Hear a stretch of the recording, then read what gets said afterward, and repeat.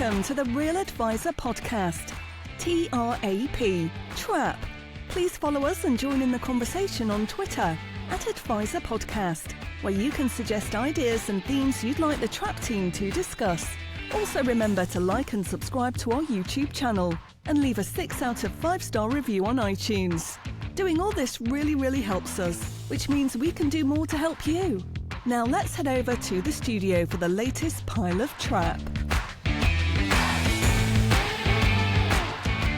Yes, indeed, dear trappers. Welcome back to what many people are calling episode 75 of the Real Advisor Podcast, TRAP, Trap.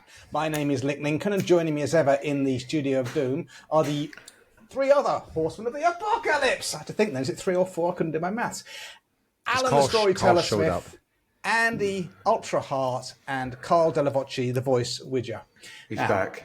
Gentlemen, we have a show packed full of absolutely nothing. So let's start unpacking it straight away with a high energy review read from my good friend, the Right Honourable Mr. Andrew Ursane Hart. The good news is we've had a couple of new reviews in, but please do keep them coming. We're running out soon. This is entitled A Must Listen, 5 stars again, from Mark Bell. The review is refreshing, honest and entertaining. Every episode leaves me smarter, slightly more cynical and weirdly craving a pint. This is the only CPD I actively enjoy. Thank you, Horseman. Just on that, do you think a lot of people actually submit this as unstructured CPD? Well, it just made me chuckle. You think, yeah? They're throwing it all in. One of the rag stars, Money Marketing or Financial Advisor, they do a podcast and they say if you listen to it, it's CPD. We haven't had it approved by anyone. Did they say structured, Nick? I can't remember. I don't log it. I listen to it again just to know what the enemy's doing, but I don't know. Be structured, but why not? 90 minutes unstructured. That's decent. Let's move on. God, you listen to us for a year. What's that? 25 episodes. That's your CPD done. Hey, it's structured. Then we put it behind a paywall. Then now we're talking. That's a great review. And Mark Bell, thank Mark with a C. My heart goes out to you. Yeah, great review. Love it. Okay, let's put a topical timestamp even on the topical tidbits for episode 75. 75, 3 bloody years of my life. Oh, where did that all go wrong? And it's me starting off with topical tidbits. So this is an interesting little angle here. So pre the Wuhan lab leak, letters of authority were a complete pain in the you know what. I know they apparently still are because certain NACs can't stop going on about them. But with DocuSign, it's a way better than it used to be. And I know there are, I think, still some outlier providers that need wet signatures on a bit of paper for the letter of authority, but most of them now are DocuSign. Well, Fidelity, to its credit, it seems to have gone one stage further. As an advisor now, you can go onto their platform, not the client. You can go onto their platform. You put in the client's name, the client's date of birth, and their policy numbers, and then Fidelity brings up a tick box saying, "Please confirm you have the authority from the client on file for us to release this information." And Bob's your uncle. You do it, and then you can just immediately download a client. Full information policy pack. It's like that is really innovative. I think it's insane. That is insane because I think it's brilliant. I think it's brilliant. Bad actors will have client a name, field day. and policy numbers. Well, you only need. I mean, in the olden days, people don't get printed paper valuations so much anymore. But just imagine Mrs. Miggins leaves her Fidelity statement on the train. You've got everything there. You can then now log into her. You've got her date of birth. You've got her name. You've got her policy numbers. You can log into her account, find out all about it. So presumably, though, Nick, you've got to. Yeah, you can only log in with the Fidelity with your FSA number and what have you. I'm talking advisors. If an advisor finds it on, a roguish advisor. But what can you do about it? Yeah, there's a system here, and I've got my hand up. Sorry, Nick, I'm assuming you need to be a registered financial advisor with Fidelity. Yes, you have to log into their account. Yeah, you're logging into your portal with them. Fine. Okay, so that's the barrier. Okay, that's the barrier. Yeah. Which but is I'm just saying, I mean, I love it. I was amazed by this. This is a client with £1 million pension. It's a lady with £1 million pension pot. And just, okay, there's all the information I need. She's got fixed protection, blah, blah, blah. She's taking this money out. She's got, sorry, Andy. I think that's a sensible thing to do. It's entrusting regulated advisors who adhere to a high standard code of conduct, all the rest of it, as you have to do to be regulated, and saying, look, we're going to assume that you are honest in accessing this information. I guess they'll find out if you're not down the line. Carl, you had something to say. Yeah, what about an advisor who works for a firm and then leaves to set up his or her own business? That's way too loosey-goosey for me. I'm sorry. Yeah, but they probably would have downloaded all the policy information anyway before they left. I mean, let's be honest, they're not going to. That's assuming, Nick. Come on. Okay. Anyway, I think that's too. You need a bigger hurdle for me to get information, and I think a signed document from the client, whether it's DocuSign or a wet signature, I think you need it. For me, you just need it. It's interesting that the Fidelity obviously are following the rules, so that if anyone else insists you need to have this, a wet signature or anything, you can say to them, well, no, the regulations don't insist on it clearly. If one of the largest companies in the world. Are Fidelity just trying to skip a big, huge admin burden on themselves? Maybe. That's one of the outcomes.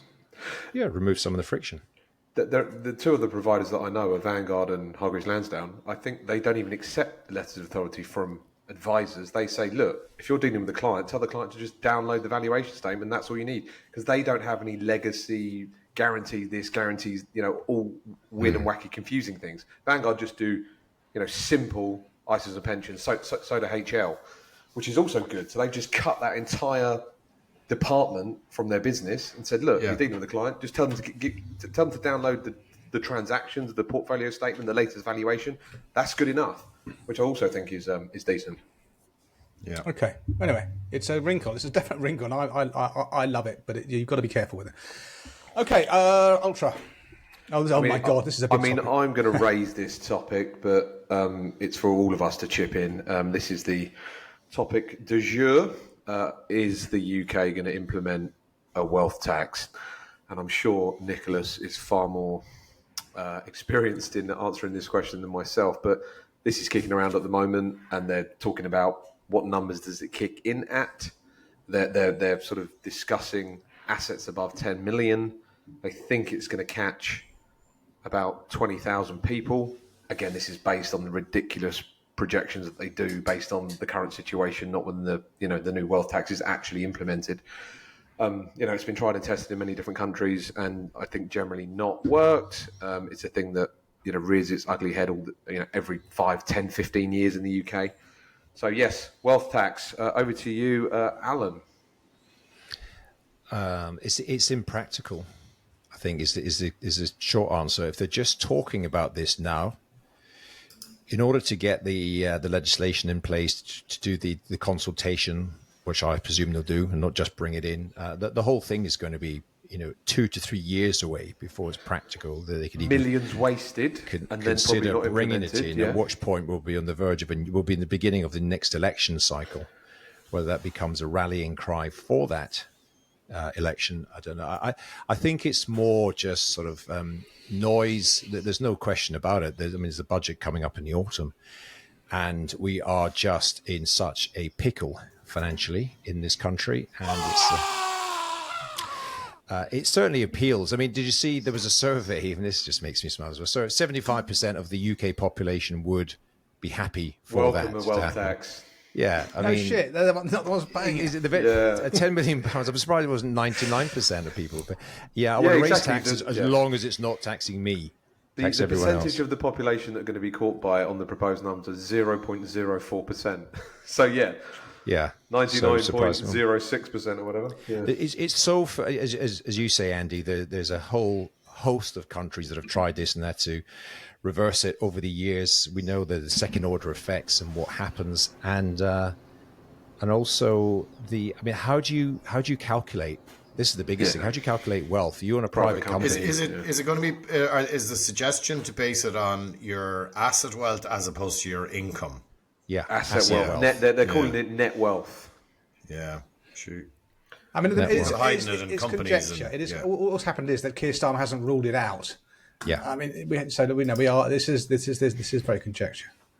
You know, one of the things, and this is happening already. I remember the budget last year, wasn't it? And there was 3 months between the general election and the budget happening, and the government's media and PR machine was just awful because it didn't say anything. They didn't refuse to rule out anything, and in the absence of clarity, people and all the press and media make up their own stories, and it's all sort of big news, and so people begin to take action ahead of it.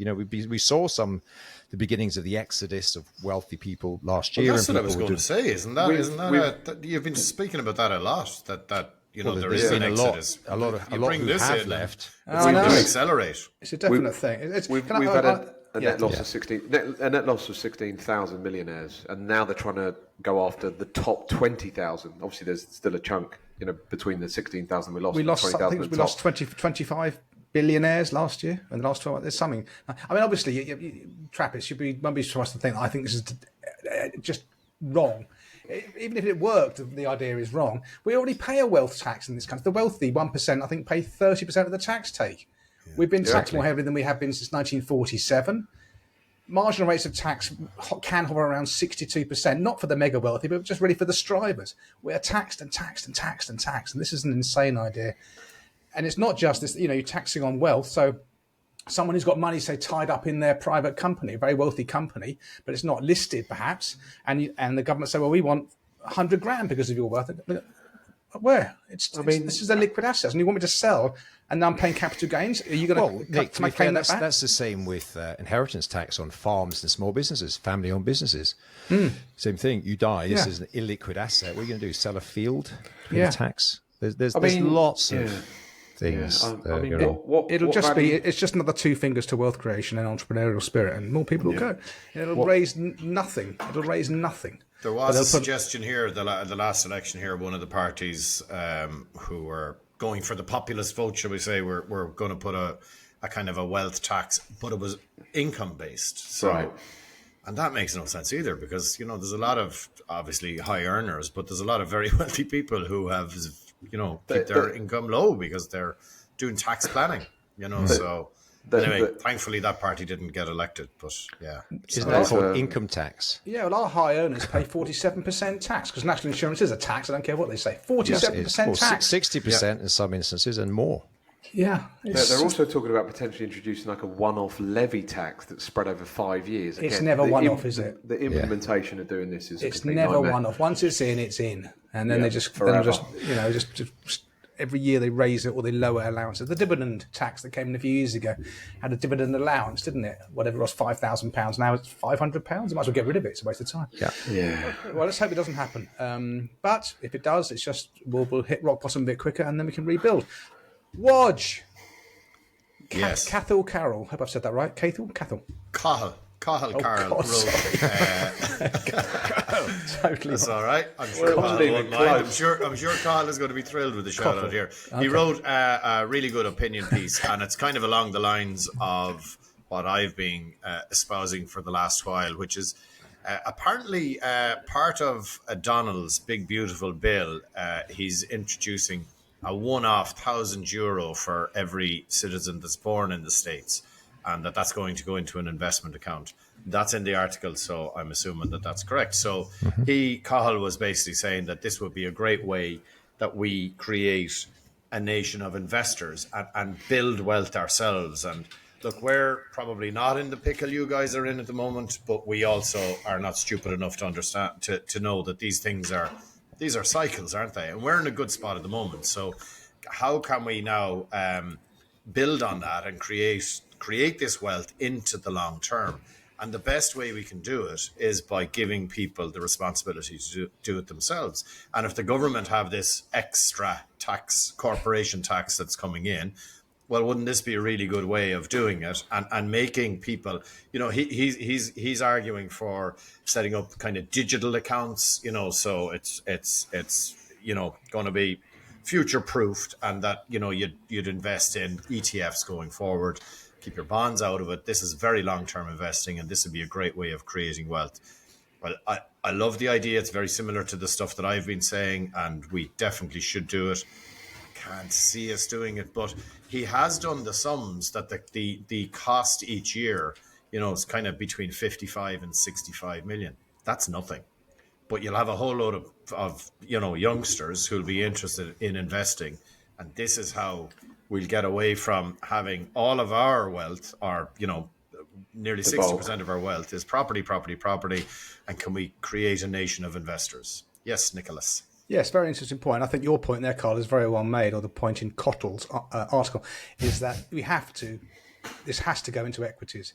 We had something launched in this country in 2002, the Child Trust Fund, where the government gave you gave 250 quid for every child you had born after 2000. Actually, my son didn't qualify, which pissed me off even more. But he was born in 2002, but a few days too early. You're over it now, though, yeah? No, it's Gordon Brown, so the resentment seeds and royals forever. And most people just put these CTFs, these children trust funds, 250 quid certificates into cash. Where they have since languished. Most of them probably have lost their logins. Can't even remember what the thing is. The whole thing was catastrophically done. If it had been done properly, it would have been as you're suggesting from over the sea there into stocks and shares and get people into the investing habit. And we had something similar back in the Celtic Tiger days. We had the SSIA, Special Savings Incentive Account, and you could put it into whatever you wanted, and the government, whatever you put in, the government topped it up by 25%. Every single person in the country had an SSIA account. So these incentives clearly do work. The problem is the SSIA, you could do a deposit one, or you could do an investment one, or you could do something in the middle. And, too many people did the deposit one and obviously didn't see any growth and just took the money out when the 5 years was up. But I like, can we create this culture? It's going to be so bloody difficult. But now that we're in a sweet spot, now is the time to be brave. Agreed. And look to the long term. Can we get our politicians to look to the long term, please? Great. Oh please, oh please. Well, I've been following this this American version of this. I don't know if you guys, do you know Brad Gertzner, who's one of the sort of fifth bestie? He's got his own podcast. He's been behind this. I can't remember what they call it, but the American fund type thing, and it comes from a really good place in that, us, maybe the majority of our clients, they are people with wealth. That's the whole point. They've got wealth. They understand, they engage with the markets. They understand that owning stocks is a certain way to build and preserve your wealth. But they represent, in the UK alone, there's only 8% of the population, of the adult population, receive financial advice. Most people haven't got, most of the population, and this will be the same in any developed country, are not engaged with the stock market. That's for rich people. That's for all those other people who've got money, because most of them just simply haven't got enough. And if you've got a bit, you probably chuck, there's reasons why people hold it in cash accounts, because they feel it's safe, they know it's there, they can check online, or they can see it and it's there when they pick it up. So there's very little engagement. And when you see, like, something you read in the newspaper, or you see some article about Amazon stock or Nvidia, you are not part of that story. So that's part of his thing. They've got, the American version, of course, is talking about, we are the greatest wealth creation engine in history, and we're likely to maintain that position. And if we can get the rest of the population, the 90% who are excluded from this wealth creation, at least involved and interested, it's better for all of us. If you begin to track how Apple stock's doing, or the latest, tech innovation or startup, because you've got some skin in the game, might be a small bit of skin, but you are involved in this investment story, it's great for everyone. They've got some good rules around it. It is all equities. And you can get your money out at certain points along the way. You can't touch it, I think, to your very earliest age 18. But if you wanted to buy a property, if you wanted to start a business, there's 2 or 3 reasons that you could get access to it. Otherwise, you don't. And it's a great idea. And you're right, Nick. And I remember the day the Child Trust Fund, people just didn't even engage with it. We're in a digital environment now. So these sending out a letter in the post that I think I mentioned it on this podcast months, one of our early episodes, a story I had when I went to visit a client in their home, and I mentioned these things, and they found that, let's have a look, looked in the drawer, and there was this crumpled up envelope with their certificate that they just shoved away somewhere. But of course, with this sort of digital engagement, I've done the numbers, though, in the UK. With the benefit of Ireland is you've got a sort of high capita per person and what have you, with a low population. With us, we got 70 million now, and our birth rate here, who knows? But my God, we're in enough trouble as it is without saying there's another X billion required to fund these things. It's a fabulous idea. I just don't think that our government are anywhere close to doing anything about it. Andy? My next point follows on from that, so I'll probably just move on to it. A couple of points. The new CEO of Vanguard, Salim Ramji, who's a close personal friend of Alan and I's. He was mentioning this. He was saying if the UK adopted the same percentage rate that Americans invest in the stock market, an extra $250 billion could be switched from savings to investing, which is obviously the name of the game. And then my main point was this talk of the ISA, the cash ISA being restricted. At the moment, a cash ISA, an investing ISA in the UK, has a £20,000 limit, so you can do 20,000 into cash, 20,000 to investment, or 10 and 10 in each. Anyway, Reeves is thinking about reducing this down from 20 to 4,000. I think this is a good idea, but I suppose it is forcing people's hands that have traditionally been cash savers. Yes, the discussion is: will the cash ISA be restricted to 4,000 when the investment ISA will be left alone at 20,000? Nicholas. Well, we have chewed this over in a recent episode, haven't we? We kind of went through all the pros and cons of it. It's naturally a disastrous idea. And Mrs. Miggins, Mrs. Miggins, who maybe has never invested in the stock market in her entire life, is now 83 and has got a paltry cash savings and a cash ISA, is now being told she's got to stick it. It won't happen. All people do is stick the money in taxable savings accounts. Yeah. I mean, it's just correct. It's just insanity on stilts. Just to let you know, this is obviously coming out on August the 17th. And you know the result of the match, but I know for the three of you are very keen to know that India need 59 more runs to win with 2 wickets remaining at Lord's. And I can't believe it's 3-0 to the Lions. It's been a staggering month of sport. It's been absolutely. What a month of sport it's been. Right, are we done with cash ISAs, Andy? That was a yeah. Okay, right. Okay, another Phoenix disaster looking like, Smithy. What do you think about this in the trade press this week? Collapsed IFA director hired by national firm despite £10 million FSCS bill. Story is from Ken Simpson, former director of Glasgow-based independent benefit consultancy, which collapsed in 2021 after losing its defined benefit transfer permissions, went into liquidation.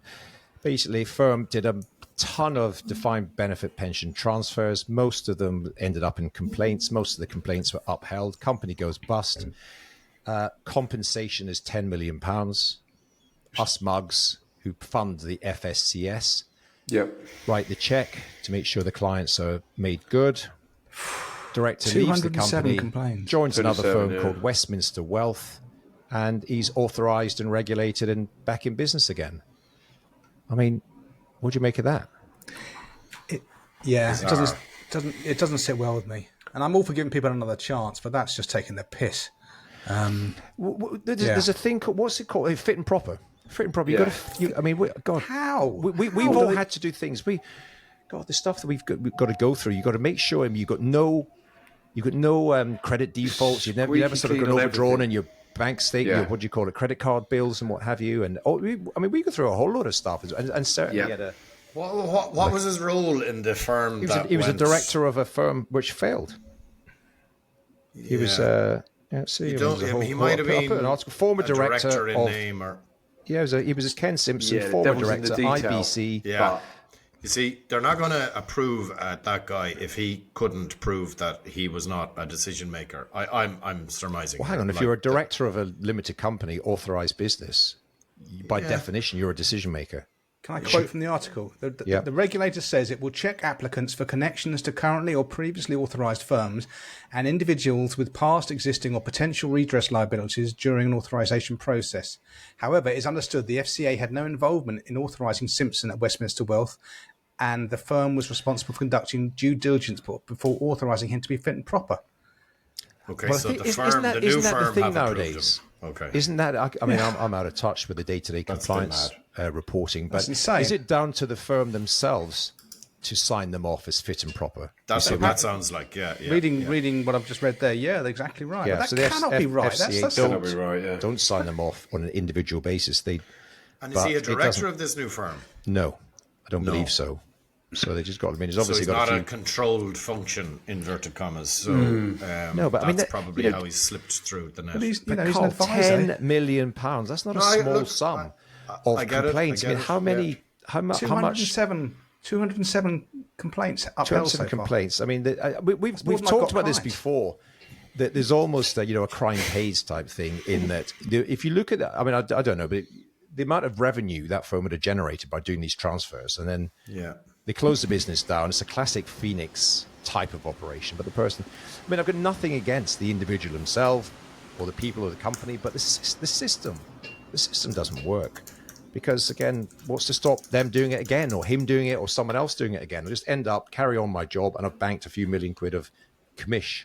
And we're nuts. Yeah. It's quite timely because this is the month where we certainly are. And I think everyone else gets there. We get our FCA levies, including the ombudsman part of the levy will be coming out this month. And of course, we pay for these people. We're petrified. We don't give the clients, an investment fact sheet that we've been looking after for 10 years. These people just rock up and just cause absolute havoc, and then rinse and repeat. Yeah, Phoenix. Right, well, anyway. bring some Irish positivity with your team culture.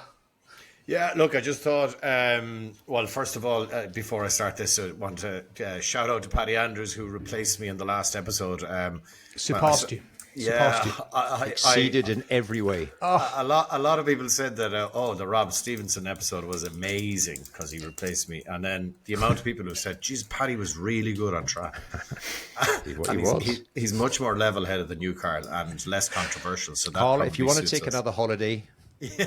anytime you are. Don't encourage him. But I just thought middle of the year, we've kind of lots of team stuff going on. We're going to be talking about client engagement later on, so we have a lot of client activities and that kind of stuff. We also surpassed a milestone number in terms of assets under management at Metis, and I've been reflecting the last few weeks because I've been away a bit, as Nick keeps telling me, but I genuinely think, after all, this podcast is aimed at financial advisory firms. It is just so important for you to construct a team of people around you who you know, who you like, who you trust, and then get out of their way. And I suppose that's one of the things that, when I started my business, I actually wasn't able to get out of their way, because it was like, this is the way we do it here, and that's it. But I've learned over the years, through mistakes, frankly, that my job really is to create an environment where, as I always say, that this is a bit of a puke statement, but I repeat it a lot, and I do genuinely mean it. My job is to create an environment where high performers can perform highly, because there's no point in getting these people in and then telling them what to do. And like at Metis now, there's so much stuff happening, and people are doing so many things, to try and engage with their clients, to build that trust, to be that reliable partner. I actually don't know some of the stuff that's happening, so I would urge everybody, no matter how many people you have with you on your team, and if you have ambitions to grow, it's to create a culture where you can just set the foundations and then get out of everybody's way. And I think, look, middle of the year, it's a nice time to say thank you to your teammates. Maybe go for a few beers, have a barbecue. These things do matter. And when the sun is shining, which it is in Ireland at the moment for the last while, which is amazing, take a breather. Just take a couple of breaths. Remind yourselves as to where you've come from, and where you are at, and then set your big goals, set your big targets, and go and drive them on, because there's a lot of business out there for everybody. If you do it right, your firm will flourish, I promise you, but you need the right people beside you. You're muted. Agreed, Alan. mate. Agreed. Oh God! So well. The mute button, it wasn't working. And then I thought, okay. I was just saying, well said, Carl. I was just sort of tuning into what you said.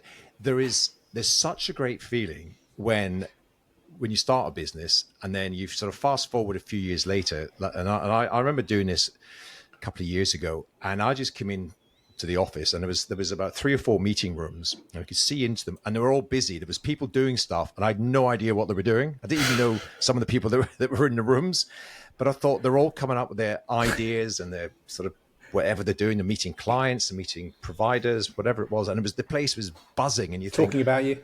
Yeah, probably. Yeah, Yeah, you just got an insight into Alan's life there. Yeah, that's this company's going on. Don't know who's there, what's going on. It wasn't even his company. They don't even know who he is. They think, who's this guy coming in? Well, yeah, but the point being, you get out of their way instead of meddling. I did a LinkedIn post a few weeks ago after one of our team meetings when some people were presenting things that I didn't have any idea what had been working on it. They presented it as a sort of a completed project. I was going, wow. And I like this phrase, don't know where I stole it from, but I stole it from somewhere, that you want to hire missionaries, not mercenaries. These people are missionaries. They get the plan, they understand the vision, and they're on the road to achieving that. Versus, and I have hired people like this in the past, mercenaries that will go down the road if someone gives them threepence halfpenny higher salary or something like that. You don't need people like that in your business. You can build a fantastic team like you've done at Metis. A team of missionaries on the way, just believe in the project, believe in the vision, and want to deliver that to their clients and to their colleagues. So well done, Carl. Great news. Worth saying. No, it's and look, for me to take this moment, and even to just take a moment and say it today, is that's learning from me, because I was always right. What's next? It's like, and I've been sitting back and I've been going. We've a few things. We Declan King and his wife Lorna welcomed a new baby, and we all celebrated. Like, it's like new person in the family. It's like amazing. We were at a wedding. Owen O'Brien got married last weekend. It's like, this is class. Like, I'm just I'm genuinely getting a warm fuzzy feeling from the whole thing. It's just it's really, really, really cool. But you have to work really hard and looking after your people. You really do, and that's my job, and it's so far so good at the moment. I'm probably making bags of it now over the next couple of months, having said all this, but reversion to the mean. Yeah, exactly, Andy, exactly. But no, all good at the moment. Really, really loving it, and just to go into the office and be inspired by people that's bloody inspiring. It really is. I can see Nick's getting tetchy. Good stuff. Yeah. It's all a bit. Do you want to play Kumbaya, Nick? It's all a bit fluffy. I was hovering over Kumbaya. Hold that for a moment. I've got an entry point for you in a little while. Okay, good. No, that was good, Colin. I do appreciate that. I must admit, when I come into my office here and look around the team, I realise I'm in the wrong building. Andy. Next up, talk about reversion to the mean. This is a website I have spoken about before, and I do get his weekly emails. I think they're decent. It's a guy called Novel Investor. The website is novelinvestor.com. Obviously, we're trying to be big picture, clients long term, etc. But every so often, I don't mind diving into the detail, into the weeds. And he produces a Q2 half year of 2025. What are the best performing sectors, countries, and a few other things. So I'll just mention a couple of the highlights or lowlights, depending on how you see it. The best performing sector was the industrial sector, followed by communication services, utilities. Anyway, I'll give you the best performing top 5 best performing countries in the developed world. Spain was number 1, followed by Austria, Italy, Ireland, come on, and Ireland. Then Germany. So Ireland's stock market did 35% in the first half of the year. Are you feeling that on the ground, Carl? I know how many global listed equities. businesses are there? I don't know how many other ways I can say we are. You are flying at the moment. Flying at here, Every guys. list I see is freaking Ireland. Okay, moving on to the reversion to the mean. So the emerging markets have had a bit of a storm in 2025 versus the US, which again, on the portfolios we look after, I do have tilts to emerging markets quite heavily. So when this happens, I am pleased. I'm creating more wealth for my clients as part of the plan. Anyway, Greece is the top performing country in the whole world up until only the first 6 months. They've done 60%. They're not feeling that on the ground. I was just back from there. They're definitely not feeling that on the ground. I assure you. They're still angry and want the money. But you must have helped their economy, though, Carl, when you were over there. Well, it's more the Dutch economy, isn't it? With the Heineken stock. They don't do Heineken over there, guys. Okay. Brutal. That's why you came home early. Greece number 1, Czech Republic number 2, Poland number 3, Colombia number 4. Anyway, it's some of the people are into this deep dive number stuff. So check. Okay, that was 5 minutes of Andy reading out lists. Quality podcast content. Thank you very much. Very good. Right, you've been to some Manchester. Is that how you say it? Yeah. Yeah, northern town. Nicholas. You didn't go. Well, I'll tell you the funniest thing. Yeah, so I want to talk about the Next Gen conference, now known as PlanX. They interestingly they killed their brand and their name Next Gen, and they relaunched as PlanX at the conference. Funny thing was, backstory, I pitched up there I got the 6 o'clock train out of London in the morning, got there in time for the start of the conference. People were saying to me, "Oh, where's Andy? You've seen Andy around?" I said, "No. We saw him last night," they said. He was partying hard last night, they said. He's not showed up yet. I said, "No, he's not coming to the conference. He came up for the night before. He went to the bingo. Up the night before, one night only. A bingo night, and then went home." I had such a busy day that Thursday. Anyway, somebody said to me, he went to the stag do but didn't go to the wedding. Basically, was there bingo? Because you send a voice memo to us, literally. and I'm like, Jesus, is that bingo? Well, Andy, can you comment on the entertainment the night before? I didn't make it to the pre-party. It was full on. So I got to Manchester quite early and put a post on the Next Gen or PlanX group with 2 N's. Someone spelled it wrong. It's PlanX with 2 N's. Put a post saying we were at a pub called the Orchid Bar just around the corner from it. We were there for about 3 o'clock, so a lot of people came. It was really good. Pete Matthews came, a load of other people. So it was about 10 of us all having drinks. That was all fun and games. Then we went to the venue at a big warehouse. We rocked up at 6 o'clock. Loads of people there, very loud, Raz and Mataz. And then we had various different awards and various things going on. And then there was, lots of music. There was food. It was superb. Lots of people there. Lots of trap fans discussing lots of ideas with a lot of people. It was superb. I think I left, about midnight maybe. And then, I had to go back to London the next day. So I skedaddled out of there. I wasn't super hungover and I wasn't booked in and, bailed. Not what I heard. But I've not missed the Next Gen conference since they've launched. And I don't think I will. I was quite surprised with this whole name launch. You did miss it. That's my question. You did miss it. No, I went there for the previous night. You have now missed the conference, the Next Gen conference, PlanX conference. It is missed. Anyway, the rebrand is interesting. Rebrands are ballsy, and it's a lot of. Was Next Gen not a brilliant name? No, Next Gen's a great name. I don't think they should switch to PlanX. That's my personal initial feeling. Sorry, they'll probably change it back now. No, but good luck to them. Good luck to them. But why do you think it's a good idea then, Smithy? Because Next Gen is too defining. It's I was never really engaged with it particularly because I thought it was for the youth. It's for the youngsters who are in their 20s. Next Gen is a mindset, not an age. That's what they say.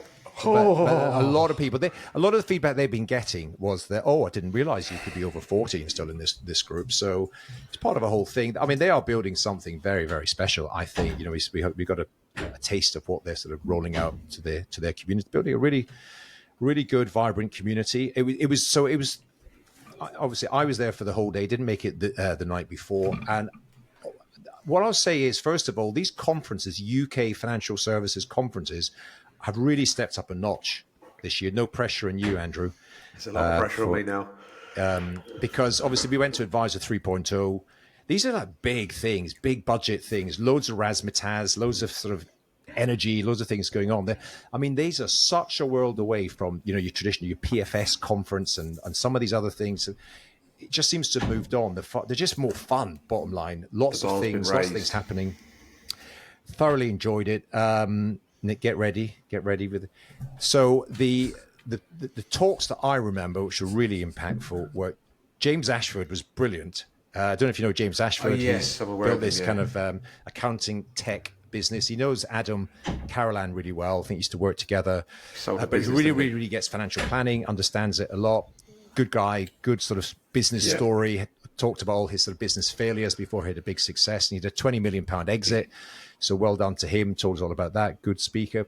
The legend who is Pete Matthews come on and give a talk about it. I mean, I knew he was big and his sort of content as YouTube and what have you. I didn't realize how big it was. I mean, he has got like hundreds of thousands of email subscribers, people. I mean, he's turning over, this is a significant media business. He's got, never mind an IFA practice down in Penzance, Cornwall. So, and he's just great. Anyway, I love Pete.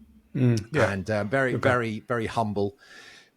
similar to the four of us on this podcast as well. He's got a great sense of humility. Pete has, despite his great despite his achievement. Anyway, Pete's great, and they finished it off the whole day, the whole session, with a keynote by George Kinder, George Kinder, who was launching a new product. Kumbaya, my lord. Kumbaya. Kumbaya, my He lord. ran out of money when Daddy was 3. Go hug a tree.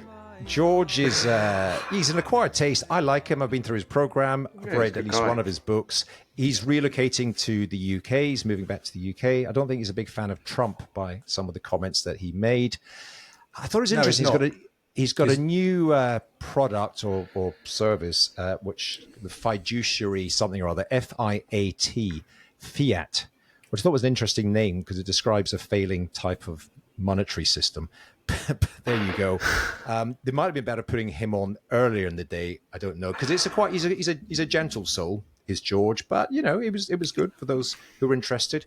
And the other thing that I thought was interesting about it as well was there were people, including me, who were giving talks or panels, various things, and they were all on simultaneously. So you had to register for the one you wanted to attend, and you were sitting beside other people. We're all in this big hall. Sold out. Yeah, mine was the only one that sold out, or ours, I should say. Alan. But you've seen this before. What do they call it? You got headphones on, so you can only hear what's on. Like silent disco type thing. Yeah. So you can be sitting beside. You can see other people on the stage, but you can't hear them because your headphones are on. And you can still speak and whatever. So it's a way they can have simultaneous content on for people. It's difficult because sometimes there was 2 on and you would like to have seen both of them. Really, because of kind of similar. Explain that to me. Does your speaking? Thank God you had the guts. So to Carl, I was thinking, what? Andy, explain it to him. I'm on a stage. Carl, These old gits. I'm on a stage and 100 people are in front of me. 10. I've got a mic, and you've all got headphones on. So my voice is just coming directly into your ears with big muffy headphones on. It's like a silent disco, so you can play different music in different people's headphones. But is there other people on the stage talking as well at the same time? There's 3 stages all side by side. On at least. How do you get engaged with the? You don't, Carl. That's the problem, Carl. You don't. So you're speaking on stage. People are just sort of. Like, what do you mean? It's not that difficult to understand. You imagine there was just 3 stages side by side. Sure, they may as well be in their car listening to the radio. Like that's brain dead. No, you're watching the people act in real time. It's like normal, except you can have a lot of speakers say. Well, you don't know if they're listening to you or the others. Yeah, you do, because they're in front the people of you that are listening to you are in front of you. There's got all your audience in front of you. Then, 20, 30 yards along is another stage, and 20 yards along is another stage. It sounds like a pile of shit. But it works. Stop. It was really good. We can have one big room rather than have 3 rooms. What's the rationale for it? So the talks don't interfere each other. Multiple streams of content on at the same time. Yeah, if you're interested, so you've only got one room, so that's why they do it. Right? It's an ad hoc solution to a problem. It sounds awful. No, it really worked, and I must say I thoroughly enjoyed it. As you say, Andrew, quite a lot of trap fans were in the area, in the vicinity. So huge fans. Yeah, it was just met loads of bumped into loads of people. We get the usual suspects that show up at a lot of conferences. So all in all, I thought it was a great success. Well done to them. Looking forward to see what they are doing next. Okay, all right. And so is it 1 N or 2 N's? You said two ends. Two ends. Okay, because in the show notes. There was. Hang on, how can I say this carefully? There's another famous brand that ends in EX. What did you say, Nick? Did you say something, Nick? What did you say, Nick? And the logo and the branding is very, very similar. Yeah, but there's another famous brand that's got a very similar logo. Ends in EX. I'll put the N in for you in the show notes. There we go. 2 N's now. Okay, right. Moving on. So this is a brand that you introduced me to, Andy, a few years ago. LifeQuote. This is so I don't write much protection business because it's a bit of a ball ache. And so I used to outsource the odd case I used to do to a company called LifeQuote. And they've been running for 25 years. And they would handle the case, and if you wanted it, they give you a share of the commission back. But basically, they would place the case, they do all the blah blah blah, all the crud, all the admin, and get it on the books. And they've closed to business. They don't say why. And I've done a news search as well, and there's no reason why they've closed for business. But obviously, it's not the profitable thing it once was. I've been using LifeQuote since I started doing mortgages in 2005. Recently, at Maven Advisor, I've been using the service that I recommended to you, Nick, and it's insanely amazing. So you go online, do basic details, and then say, please call the client and run through all the medical information. It's an amazing service. Who's that? Fully outsourced. Sorry, LifeQuote, Nick. Oh, sorry, I thought you said someone else. Oh, my mistake. I've been using that service in 2005 since I was a mortgage broker, but recently I've been using the service I recommended to you. Which is LifeQuote. Sorry, it's amazing. LifeQuote's amazing, but they're closing down for no reason now. But I would not just say you used someone else, no? Sorry, he keeps going around in circles and saying, but now I use the one I recommended to you. LifeQuote for 20 years. Right. The same company, LifeQuote. When I started in 2005, we used to do a lot of the underwriting, filling in the forms, asking all the medical questions. In recent years, they've added this proper outsourced service where they call the client at a certain time, run through all the medical information, submit it to the provider, and then they keep it simple, 25% of the commission, which is fine. You end up with 75% for not doing a lot of work. Obviously, you're advising the client, but you're not doing all the medical underwriting. And now you're using someone different. No, I'm not. So I want to, because they've closed down, Carl. They've closed down. My request to the Trappist is there a service that is identical to LifeQuote or even better that you know about? Because we have not yet found one, Nick. Yeah, cool. I mean, I did look. I've looked at some. Cura, C-U-R-A, but they don't really do it. They only deal with problematic cases. So it's a massive. This is this gap in the market. Huge business. They were doing an industrial scale of. They had deals with, I can't remember, maybe Hargreaves Lansdowne or someone like that. Just huge organisations, SJP maybe, people like that. All this website says we don't know why LifeQuote is closing both its protection portal and application services. Thank you for your support, and that's it. And you can't find any other reason why they've done it. Yeah. I did not know that. Wodge, do you have a similar kind of thing in your neck of the woods? I don't know. Sorry, Carl. What was I thinking? Let's not worry about a similar service. But let's say, I think some of your big insurance companies are like Aviva and Zurich, let's say. Do they have a service where if I want to take out some life insurance, Aviva or Zurich call me as the end client and run through all the medical questions, or is it always done by Metis? The broker. I'm pretty sure it's always done by Metis. Fine. He doesn't know. I suppose, look, the thing is, we don't do very much or any of this stuff anymore because of, I suppose, this is going to sound terrible, but because of the level of clients. So a lot of times they'd come with loads of policies and we're like, you don't actually need that stuff. So, but don't you do that estate planning one, Carl? The estate planning, I do know. I do know about that. IHT 40, it's a weird number. Section 72, yeah. 72, this one, yeah. Yeah. So, we do, but we have to Section 72 corner. Yeah. I don't really know how that works either. So let's move on. So if any Trappists know a better service or similar service to LifeQuote, please email Nick. What's your email address, Nick? Or post it in the IFA forum. tiny.cc/IFA forum. Email me. You know my email address. Andy@humansundermanagement.com. The question we're going to answer today, that guy obviously clearly does a lot of this stuff as well. So.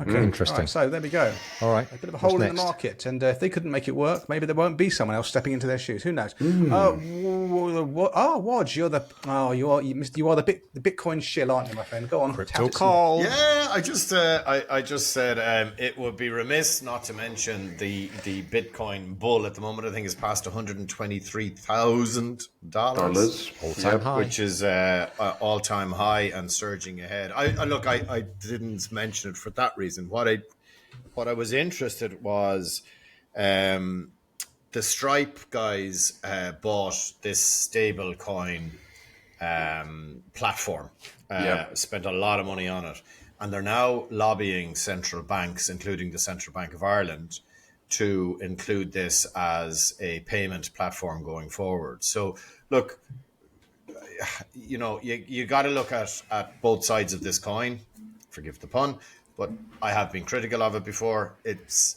more and more in the news. Obviously, the Bitcoin bull is a different thing to stablecoin, because that's a little bit more stable by its nature. But this crypto story, I would, the more I'm reading about it, the more I'm seeing that it's going to be here to stay. Is it going to become? I always said until it becomes mainstream, I'm not going to consider it. but there's early signs that indeed it could become more mainstream. And look, this is the business. We're in the business of money. So to ignore this, and this was always my point, I haven't ignored it. So that the haters would say, oh, he just doesn't understand it. I'm reading and reading and reading with massive interest.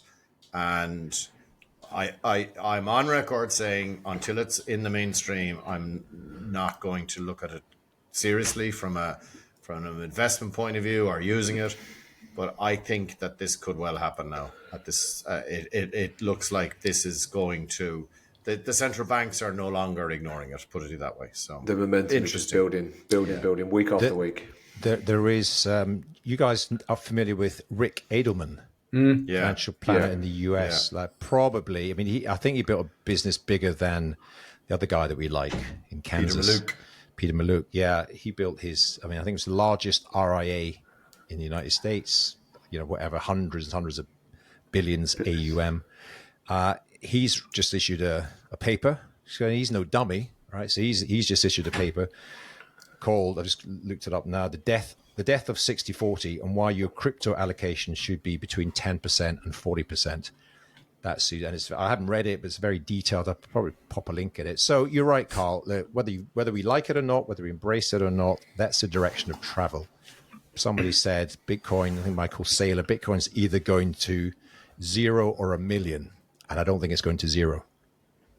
Yeah, like so. Just on that, right? So I'm listening to all these guys, right? The Michael Saylor is like, I just don't get him at all. I'm sorry, right? I've got the only fish, so I'm going to say that everyone should eat fish all the time. It's like the guy is. There's no balance whatsoever with what he's saying. I agree with it's that. Just all. It's all. We're just going ultra in on crypto. That's never ever ever going to be the solution. Should we consider at some stage down the line, if this becomes more mainstream, an allocation? I struggle. I've said this to you guys when we did the crypto episode. I struggle with it as an asset class. Is it not a currency? And would I be putting a load of dollars or euros or yen into my portfolios? No. But look, I'm open, and it's definitely, as you say, Alan. I don't think this thing is going to 0. No, this is what we say. Keep an open mind. Yeah. I think when we did that episode, I think all the hardcore Bitcoiners I know, they had a lot of respect for what you said, Carl, which was, if it does become, if you own stocks, you are going to own some of this, whether you like it or not.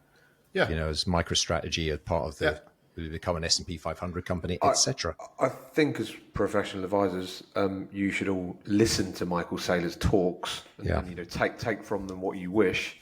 I think they're insanely insightful. I think I've seen 3 recently, keynote talks, and they're absolutely mind blowing. I think. Jeez, Andy, I don't know. It's fine. Everyone's different. You don't like them. I like them. The one to watch recently, take it for what you wish. He sounds a bit the one desperate. that doesn't go into the financial engineering in great detail. The one he did with Jordan Peterson about a month ago, because Jordan he's a non-Bitcoiner. I did listen to that. And he just said, "Why did you?" And he tells. Did you? Sorry, Alan, for interrupting. But did you watch the Bloomberg interview he did? I'm like, this is like a guy flogging stuff. That's not what I want to hear. But that's not what I want to hear. He's very, very passionate about this higher new monetary system. And he's a very, very experienced businessman. He's been in business for I think that's the point. 37 years. Yeah. So am I. The Jordan Peterson story is great because podcast because he explains why he got it. He was very anti-Bitcoin. Full backstory. He just talks at Jordan, which is fine. He is the guest. Well, it's unusual for Jordan not to. Jordan was outgunned. He didn't know what the hell he was doing. I took a little bit of comfort from that. I said that to you guys. Jordan Peterson just let him ramble, right? Yeah. And I'm like, does Jordan Peterson not understand crypto? Because there was no pushback at all on some of the stuff. No, I don't think he does. And I think to his credit, he can dominate. He can't dominate his interviews, Jordan Peterson. But he's just out of his field of comfort. His comfort. It was business and finance. It wasn't, psychology and human behaviour. Right, guys, we're at 54 minutes. Yeah, okay, sorry. so we've got one. Yeah, Andy, we'll hold over the valid path one, but we will do the good news. Good news. This is very brief. I've talked about this a couple of times. So my dog's barking in the background. I spoke about it at Trap Live. This is the new regulation coming down the road. in terms of Companies House forcing all small companies to basically submit a load more company information, profit and loss, and all this sort of stuff, which I think is very anti-business. You know, the death of the young business, the move towards big businesses over small businesses. None of this fake it till you make it. You know, every single person you know in your entire world knows your full financial details of the companies that you run. Blah blah blah. It was meant to be. Companies House sent out millions of emails to all the people that registered with Companies House, which is all the business owners in the UK, telling us that on April 2027, new rules, full disclosure. Now they've paused it. So what I'm saying, these government projects that get muted, and it's like, will they get off the ground? Will they not get off the ground? Some get off the ground and they spend millions and millions and millions and millions, and then they decide to pull it. So it's raising taxes to pay for things that is just an utter waste. But anyway, good news and sense has prevailed, and they're saying now nothing's going to change. Just continue to do what you're doing. So we can still submit abbreviated accounts if our turnover is less than, I think, 10.2 million or something like 5.1. 5.1. Okay, so I'm is that what it is? Just Is that all scraping it in there, is? which is fortunate. Interesting. Yeah, so good news, company owners. It is good news. It is good news. Your father-in-law is not going to be crawling through your accounts and telling you to pick up the bill for some obscure reason at a restaurant or something. Anyway, so yeah, good news. I think it's pro-entrepreneur, it's pro-young company, it's pro-business owner. Yeah, totally support Anyway, that. that's Okay, that. good stuff. Okay, so 56 minutes into episode 75 of the Real Advisor podcast, and it's time that we move on to the meat and potatoes of the show. Now, Storyteller, you went up to Manchester to speak to the PlaneX conference. Am I getting it right so far? And your speech was well received by people listening to Radio 2 on headphones, while they just nodded at you and nodded off. Tell us what your speech was about. Well, it was a conversation, and let me give you some background. Nick, get ready. Hover with your finger, because I want to tell a backstory about where this came about. Grab yourself a drink, a very long drink. It's story time with Alan Smith. Yeah, shoehorned that one in. It's been a while, so thank you for that. When did England win the Rugby World Cup? 2003. 2003, correct. You're never going to forget that year, are you? Carl's gone. That's all it took. That's all it took. That's all it took. So, We don't need backstory. Gary Ringrose anyway. Go on. England won the World Cup 2003 with, let's face it, I'll put it politely, a team that wasn't favourites to win the World Cup down in Australia, but they won it, so they were champions of the world. I started my business in 2004, and shortly after that, the England coach, Clive Woodward, wrote a book about how he took this ragtag team of mediocre rugby players to become world champions. The book was called Winning. I read a lot of sports biographies, and I thought it was a fabulous book. And I began to adopt some of the philosophies that Woodward brought in. And I won't go through them all within the rugby team, but it's exactly the same as some years later, Dave Brailsford at the British cycling team brought in and took them from also-rans and really, really, really bad cycling team to win whatever it was, 12 gold medals. So can I Olympics. interrupt your story? Because that is a brilliant book. So anybody, if you're interested in psychology and the psychology of achievement, you should read that book and Thinking Clearly Under Pressure. But I would argue it was not a ragtag team. They had already gone, to the Southern Hemisphere and won a series. True. They were on the up for sure. All credit to him because he created They that were on there, but environment. remember they I can't remember the games, but they struggled in the qualifying rounds, the earlier games. They actually peaked. They peaked before the World Cup. That was the year when they came to Dublin and gave the Irish. There was a bit of a pummeling, wasn't it? Damn And that good was the kind of thrashing. peak.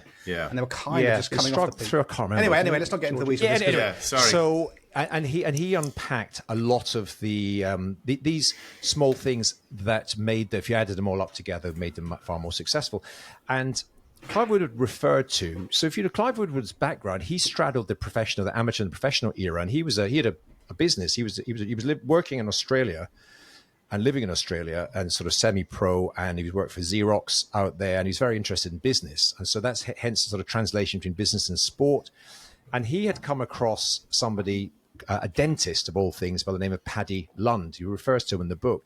And Paddy Lund, you're dentists in Australia, and I didn't know this, but dentists have got the highest incidence of depression and suicide of all the professions. It's just a job that a lot of people clearly do. You spend your life, inflicting pain on other human beings with your hands in people's mouths, and then you're chasing the invoices for the rest of the month, and it's just not a rewarding. Apparently, that's what the data says. And Paddy Lund was about to give up, just chuck in the towel, didn't like it, didn't enjoy it, took some time out, and effectively rebuilt his dental practice from the ground up, thinking of every single little thing you could do to make this a really positive and good experience in terms of going to the dentist.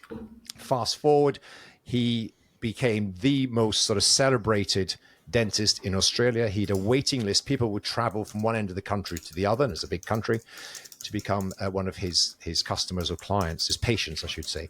And Woodward was very alive to that, living in Australia. This became a big sort of story, and it was all about these things which Paddy Lund referred to as critical non-essentials.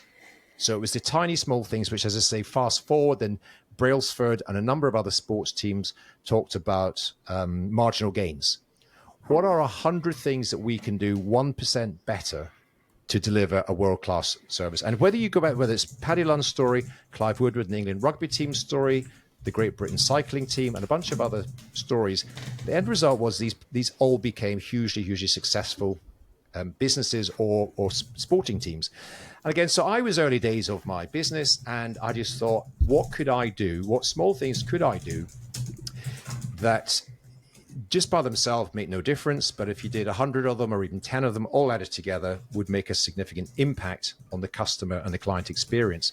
And I often thought that our clients, despite our best intentions, our clients have no idea about how we construct our investment portfolios. They haven't really got much of an interest in it, frankly. But there's a lot of work goes in behind the scenes to do that, and how we build our cash flow models and the assumptions that we make and the detail and the analysis and all the stuff that goes into it. It's not, clients assume you're doing a good professional job, but they're not in the weeds of understanding it. So what do they understand? They understand how they are treated. They understand all this kind of small things that every other human being can relate to. The other book of recent years, and we've mentioned in this podcast, that talks about it is, what's the one about the unreasonable hospitality? One about the restaurant? Yeah, yes. Will Godiva. Will Godiva, isn't it? Yeah. Yeah. So really again, same thing. A restaurant. Really what does a restaurant do? It serves food. But so that was the that was what I was talking about in Manchester. I didn't give the title, but it was called "How to Create a Shit Hot Client Experience." And so I shared some of the Plan things. X. Very Plan X. Shit hot client experience. I call it world class. How to create a world class client experience, and it is focusing on the small things. So, and I'm just going to I'll give you two or three, then I'll sort of throw it open if anyone wants to talk about this.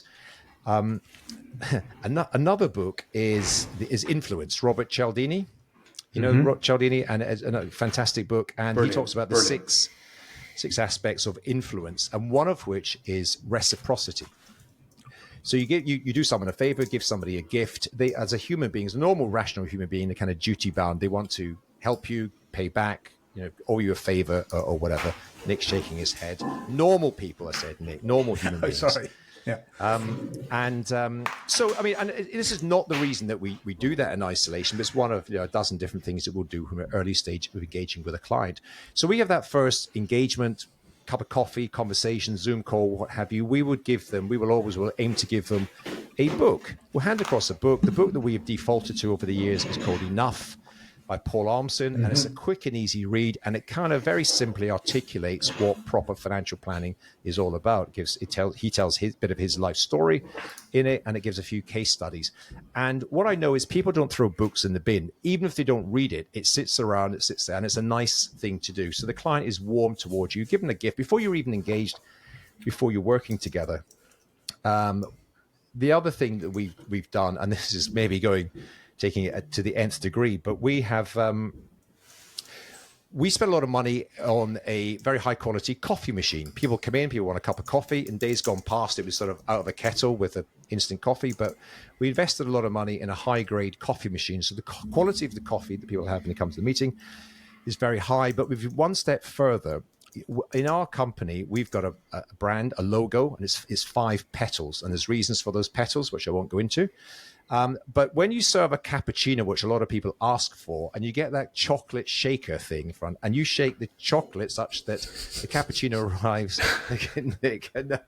but it's this tiny, tiny, small thing, but it arrives, and the client looks at that, and they go, "Oh, that's quite nice. It's really cool. It's really cool. Attention to detail." You had it. I got that. I got that in your office. What percentage of coffees are delivered? What percentage of coffees are delivered at Capital Towers with that chocolate leaf on it? Are you saying 100%, Alan?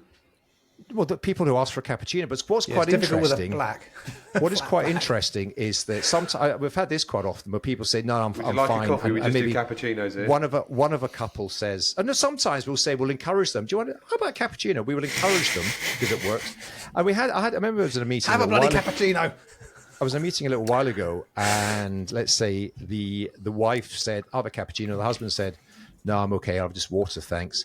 And the wife's cappuccino showed up, all looking lovely and frothy in a glass cup with a thing on chocolate shaker on top. And the husband said, "Oh, that looks nice. Can I have one of those after all?" So it was quite a nice experience. Anyway, tiny, tiny little thing, but it costs you nothing. You can buy these things on Amazon, and it's a small thing. And the last thing I'll say is part of that kind of early stage onboarding client journey. We talked before in this podcast about the importance of having welcome meetings. So all this stuff, all the kind of paperwork is done, they're engaged, everything's up and running, but that might have been months since those early stage meetings. So we want to get back in the room, ideally face to face, do a bit of social, meet up with these people, just confirm everything, give them a bit of a demo of where they are with the data, the portal, how they can look things up, what the next 12 months is going to look like. And we like to give them another gift then. By that time, we really know what interests them, what their hobbies are. If they're into golf or sailing or something, what a really nice book at that, a really nice gift at that stage is a nice coffee table book, handwritten with an inscription within it, and just say, "Look, welcome to the club. We're delighted to be working with you."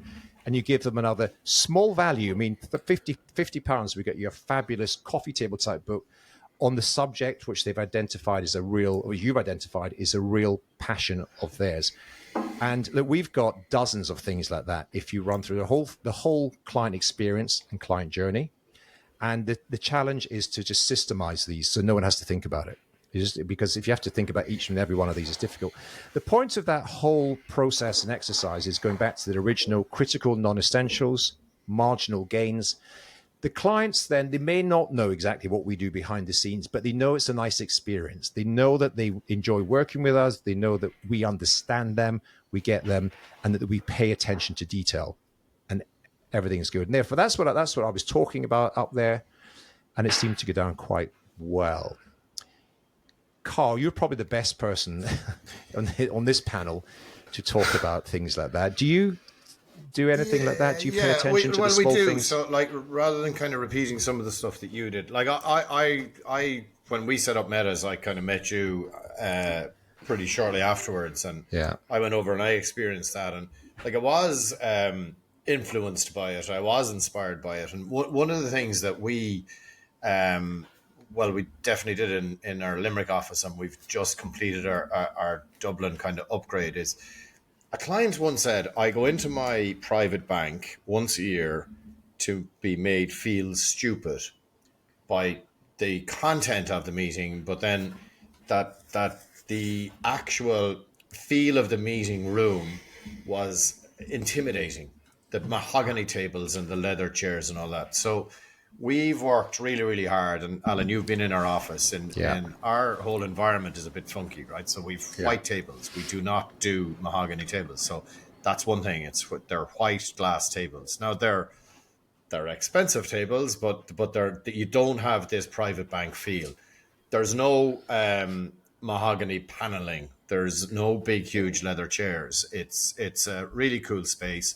We've lots of big posters with cool quotes and all that kind of stuff. So it's to try and be welcoming, when the clients come in, that they can kind of go, okay, this feels okay. A couple of books in the reception area, and it's bucket list items. They're the books, or it's like 100 great world trips, this kind of stuff. So it's to try and get people into the zone of, okay, yes, you are going to be talking about finances, but we're going to try and match them with your goals, dreams, and ambitions, and at all points try and bring those two things together. So, the books, we would do that for sure. I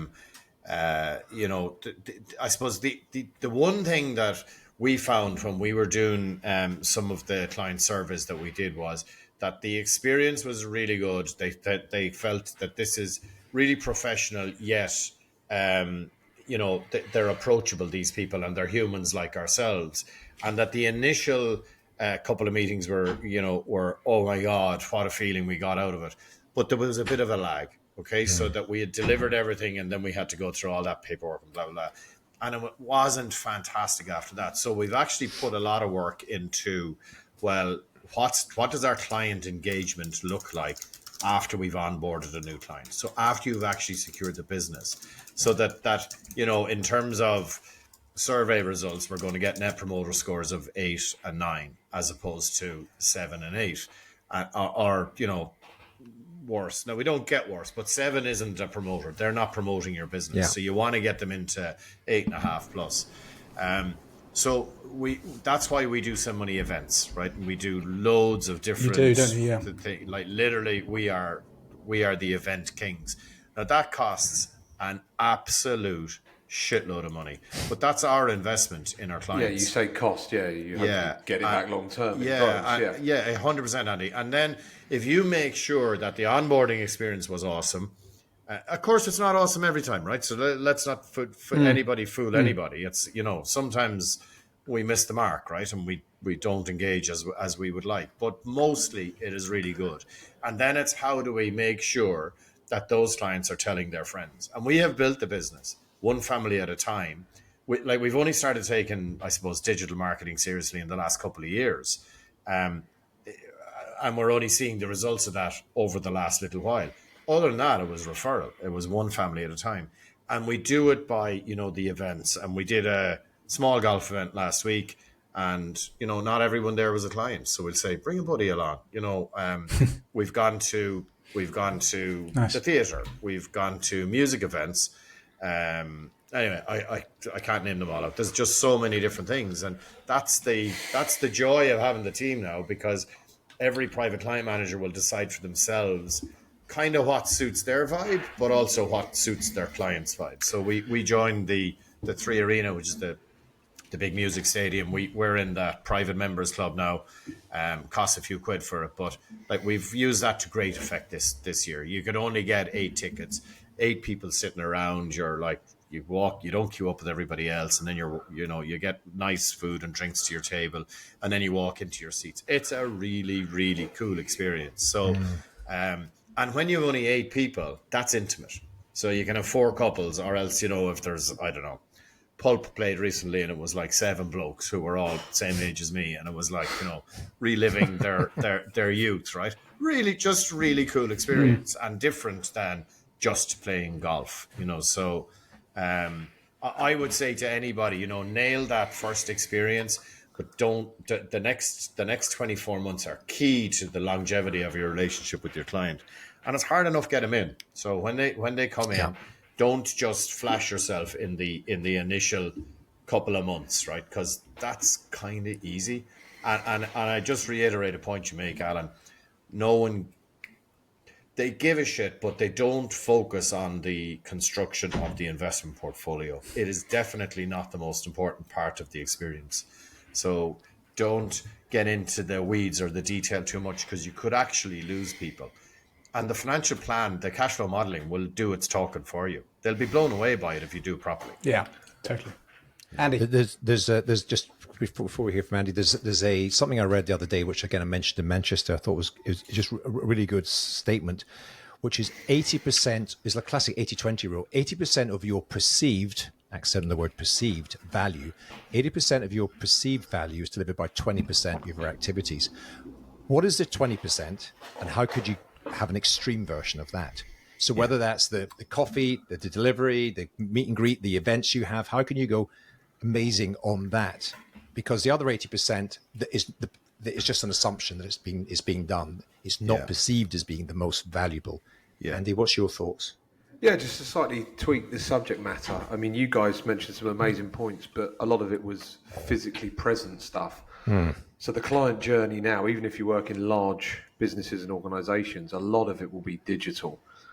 So how do we now make the client journey, client experience in the digital world less painful for clients, more enjoyable? I used to have an office. I think Nick used to have an office as well. Now I've moved pretty much 95% on Zoom. I still go and see clients potentially on the initial onboarding stage. I've sent books out to clients over the years. The number one I used to send was Simple Wealth, Inevitable Wealth, which was by Nick Murray. I think it's every single touch point you have with a client needs to be thought about. I mean, your initial emails, your initial phone call, when you arrange the initial meeting. I've got a lot of hidden links that I share to clients. So when I'm having a discovery meeting, it's mavenadvisor.com, and then a link. I say this is what the meeting is going to be roughly about. They click on it, and it's quite simple and just outlays how the meeting is going to go. When a client wants to become a client, I've got another hidden link. I explain all the steps that we've got to go through. So there's lots of moving parts. But we're also talking about our client journeys and how we create these.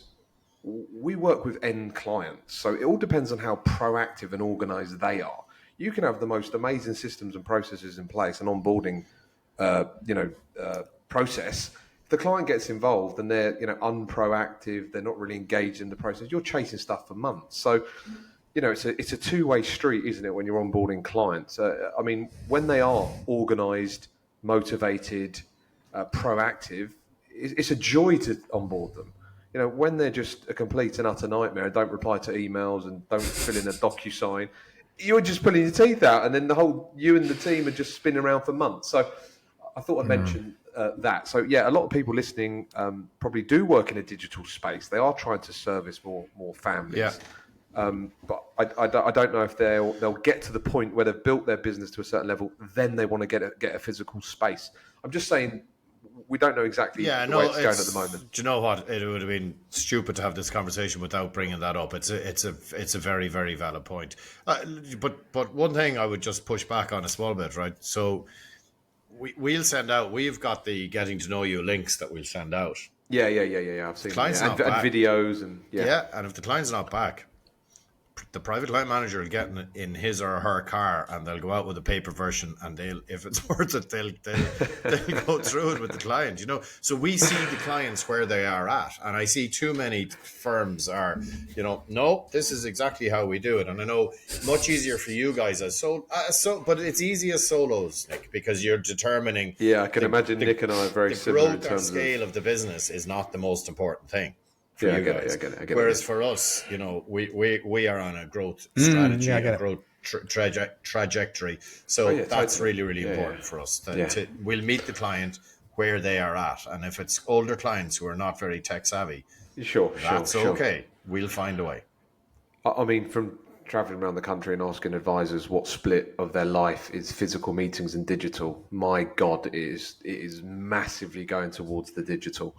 Some people in the room, it's like 80-85%. Yeah, and these are big organizations. That's something that in our firm we've lost an element of, because we'd nailed that in person.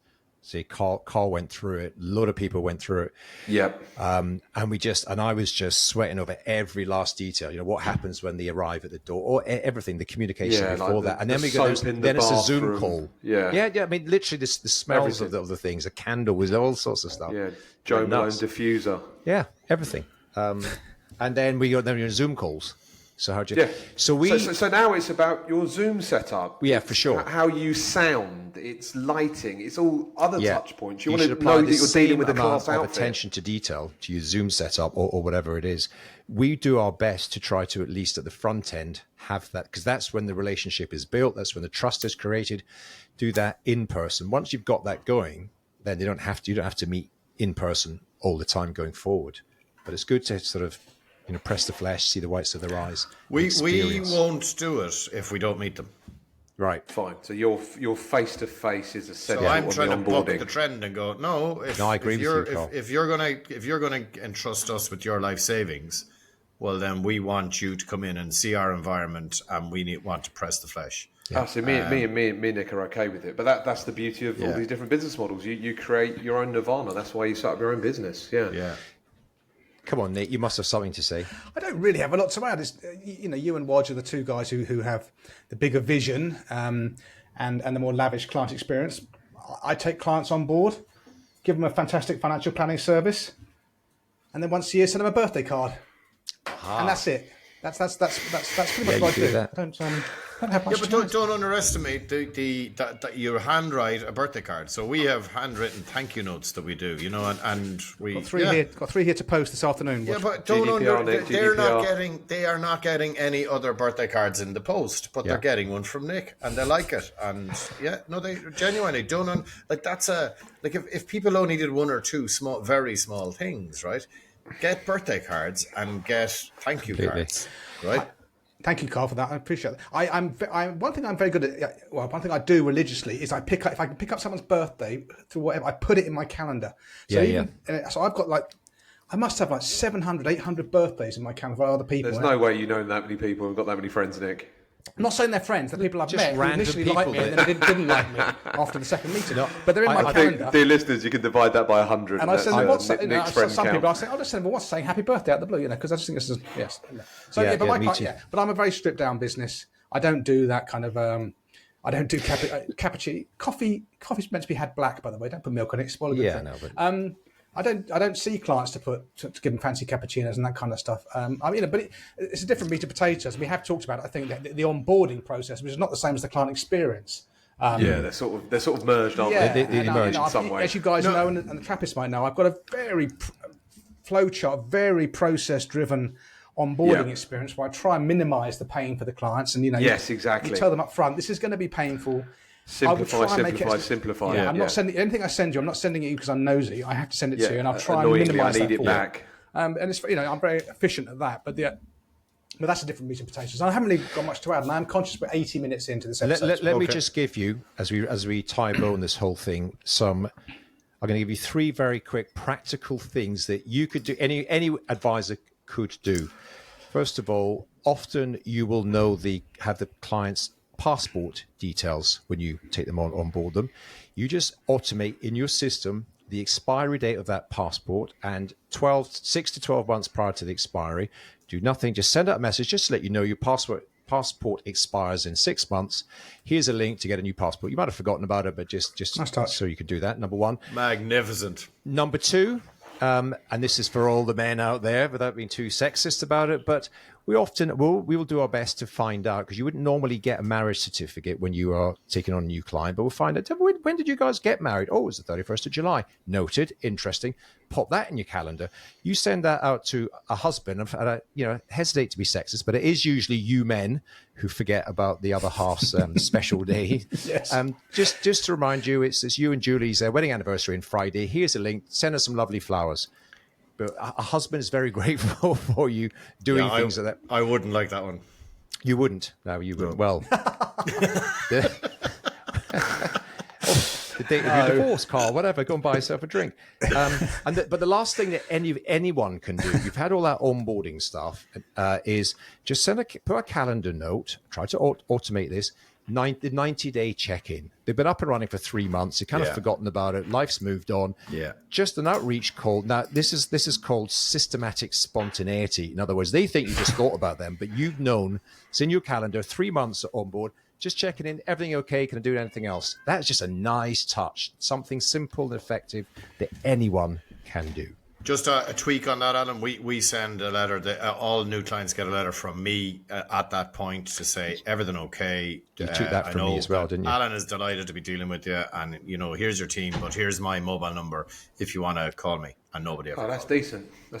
No, we've done that. Okay, all right. Years. Okay, thank you. Thanks, guys, for that. Thanks. That was a decent You've been meet. to Tenerife. Alan's been to 11 Well, Carl came across and he just unpacked the Okay, entire... talk under me. Crack on.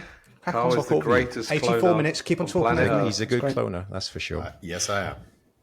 Right, what's next, Nicholas? I'm watching the cricket. Let's move on. Come on. Right.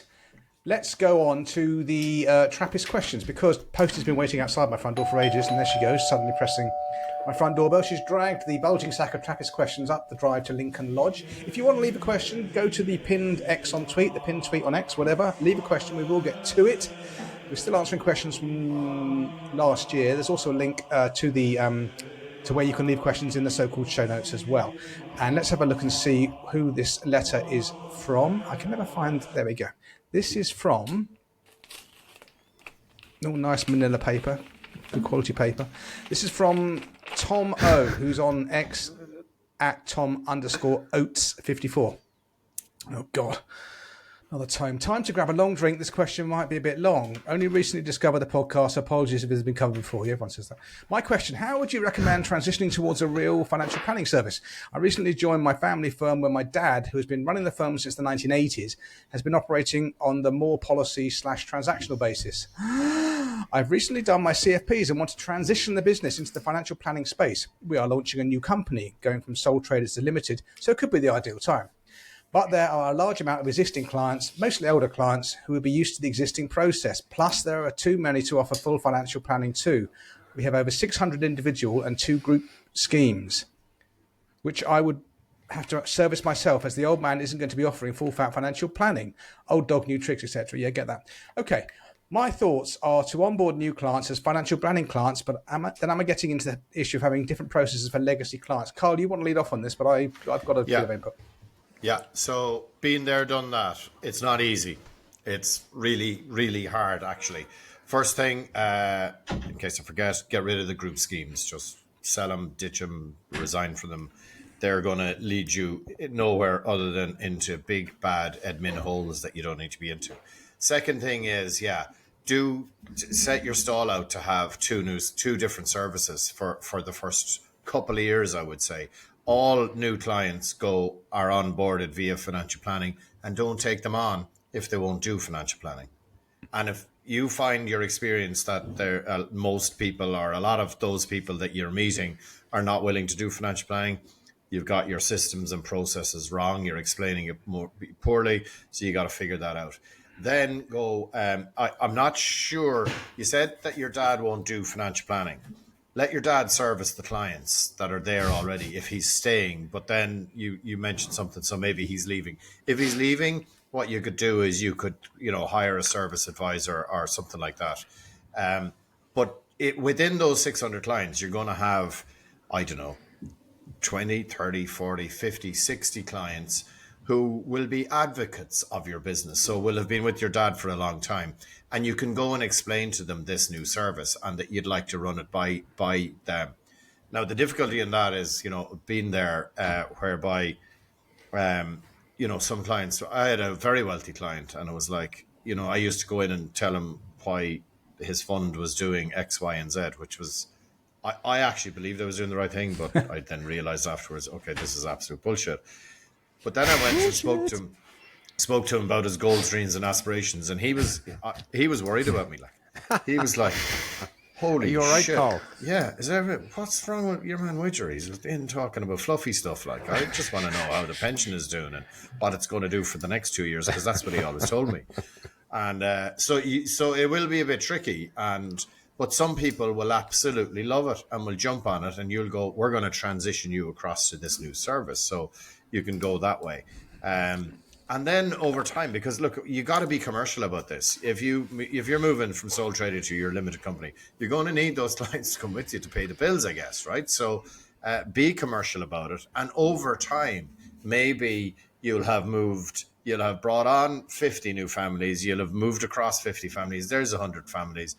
And maybe you could wrap up and sell off those other clients at some stage. And that's the kind of thing that we did. And we did that in tranches. We didn't do that in one fell swoop. We did it in tranches as we went. But yeah, I think, you're taking over your dad's business. So you got to be respectful of your dad. You got to be respectful of those clients that have been with your dad for a long time. So I don't think you can, this is a one and done. I think your new company gives you a lovely opportunity to do a bit of marketing around the new service. And, we're moving into a new age, and try and, digitize as much of your service as possible, to Andy's point. But look, it is not easy. you're probably lucky in that you have a lot of the clients that will kind of foot the bill for your transition to your new service, because that's going to take a while to build up. I've often said this. I nearly bailed a couple of times along the way. Stick with the plan, my friend. Just stick with it. It will work. And even the fact that you're asking the question, you're willing to learn. Okay, I think Carl has given a magnificent answer there. He's covered all the bases. Unless you've got something different to add, not just repeating what he said, can we move on? Very briefly, I can't believe he's still running the sole trader with that many clients, and he's got a whole heap of pain ahead of him. So good luck to him. The key thing is to reverse engineer what your ideal business looks like and work back from there. If you say, I want to deal with X number of clients delivering this service, because you quickly arrive at the minimum compensation fee level that I need to have in order to deliver this service, because it's going to be more time consuming, more complex, etc., is X. And then you've got to look at your clients. You've got to look at this client base, and it is tricky, as Carl says, because as your dad's business, probably been running it for decades. But you do have to provide through a lens of the commercial aspect and say, of these 600, how many would fit this model and how many could pay the fee relative to the resources, assets, etc. And you'll find it's probably a relatively small number. But yes, there is, and having done it like Carl said, I've done it myself. It's quite emotional actually, because when we built our service and we said this is what's on offer, some of you will have to pay a lot more for the fee. Quite a few said don't want to, so we had to part company.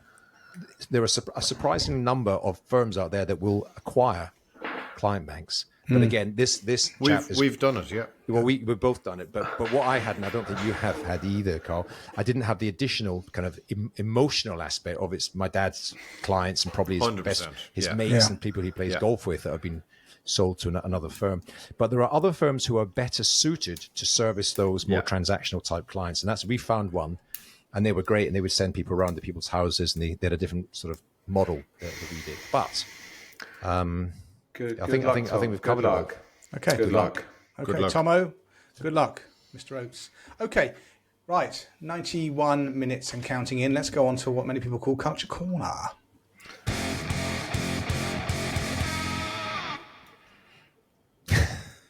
Am I first? It ain't me. I was last. This is a little bit of a blast from the past, but there's a reason. Linking all this stuff together, we don't just make it up as we go along, do we, boys? When I was at Plan X conference, one of the many people who I had a conversation with was a young fellow by the name of, get my specs on because his bloody business card, he needs to make his business card bigger. Simon Warren. Simon Warren, who is a financial planner at a firm called New World Financial Group. And Simon came up to me and said, look, I'd like to pick your brains, if you don't mind. I've got a number of clients who are going into retirement now, which I guess all advisors do. I'd like to give them a book. What book would you recommend clients going into retirement that would find useful? And now we have talked probably quite a lot about other books on this podcast before. There's quite a lot of them out there. I reflected on the book the one that I've read and got good feedback from clients, and it is called The New Retirementality by a guy called Mitch Anthony. And I mean, we all know him. I think we've met him. I mean, Carl, I think you've engaged with Mitch on some level. Yeah, I did. I paid him hefty fees to speak at an event in Dublin. Yeah, there you go. But that's my culture corner. If you've got clients going to retirement, that is not a bad book to hand to them, because it does cover all the kind of mental health, physical health, financial health aspects. Quite good. Mitch is brilliant. He's the greatest quote ever that applies to our business, that our job as financial planners is to hold our clients' feet to the fire of their best intentions. Yeah, he does have a way with words. Another phrase that stuck with me is not what you're retiring from, what are you retiring to? Yeah, the other one he's got is top 10. Is content retirement, or enough money to sleep well at night and enough purpose to get out of bed in the morning. Yeah. If you want a guy to talk to a bunch of clients who are about to, say, in the 5 years out from retirement, right? He is expensive, but my God, he was amazing. Yeah. Absolute. I've never seen a guy to have a crowd in his hands the way he did. He's a great speaker. And I did a talk before him, and he made me speaker. look like the total amateur that I am. He was amazing. Amazing. Great stuff. Very okay, good. I've got 2 culture corners this week because I didn't have any for the last episode, so Yahoo sucks to you. The first one is a book. And full disclosure, I was given a free copy of this book because I bought from this brand before and they sent me a PDF to read and then place a review on Amazon. But it is a very good book. It's called Putting It Through the Company. There's a link to it. It's from the Tax Cafe stable. And Putting It Through the Company is about all the things that you can run through a limited company. And it covers it all in a very readable fashion. It's quite a short book. Obviously, there is some arcane accountancy stuff in there because you can't avoid not discussing that, looking at numbers and so forth. But it's a book to have if you've got a limited company. Obviously, as we talked about at the start of the show with the wealth tax and the fact that we're just getting, you break wind now and you get a tax bill coming through the post the next day. Putting It Through the Company, really good book. It means you haven't got to bother your accountant with endless questions. You can just pick this book up and find, oh yeah, if I have a company car, that's the plus side. Talks about pension contributions, which is obviously a good thing for Joe Public as well to know about, but a really nice book aimed at limited company business, small business owners. Can you put trips to Portugal through it? Well, it does talk, actually. It does talk about that. And we might just struggle to. Anyway, that's for another day. That's assuming we come back alive and we ever file some accounts. We've got to get some turnover first before we file bloody accounts for Trap. And my second one is, very quickly, Jordan Peterson and had Scott Adams on his show. Scott Adams, the creator of Dilbert, written some really good books as well. He's got terminal prostate cancer. He's not in a good way, but he's very positive. He's very light-hearted. As we know, Jordan Peterson can be a little bit intense, and he took on Scott's persona. It was a really, really good interview.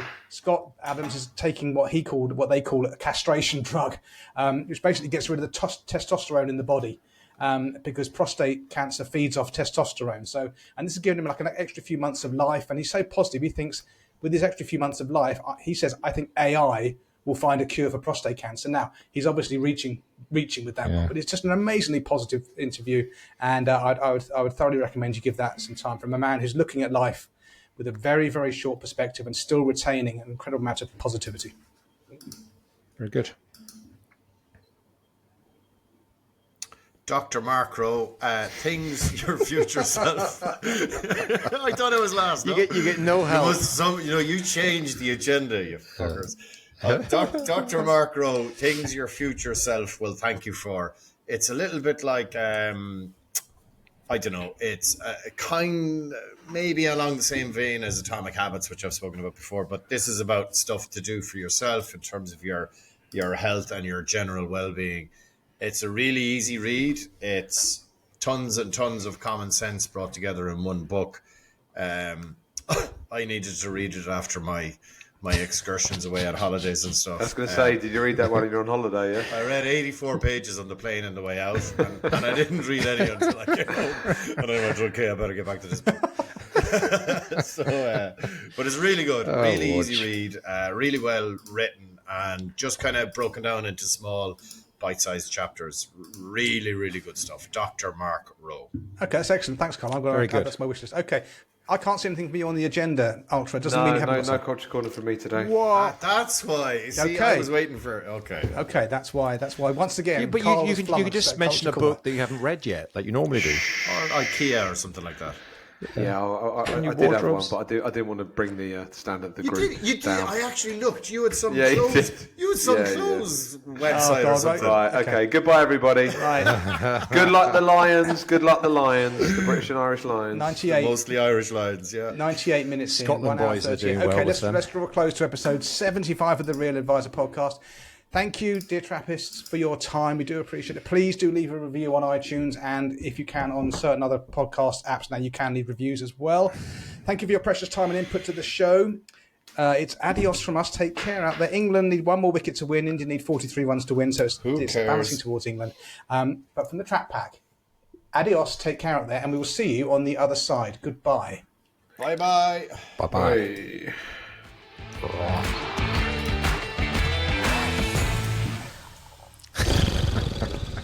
That wasn't bad. That was good. It's about an hour and a half, right? No, it's an hour, an hour and 40. All right, it's about 10 minutes longer than a normal one. Okay. Well, I thought it was decent. Yeah, it's good. Thank you. Okay. You got a title? I just got that boring world-class line experience. Or is that a rumour? What's that? You're recording. End Sorry, of I'm just recording. recording. Yeah. No, you haven't. Yes, I have.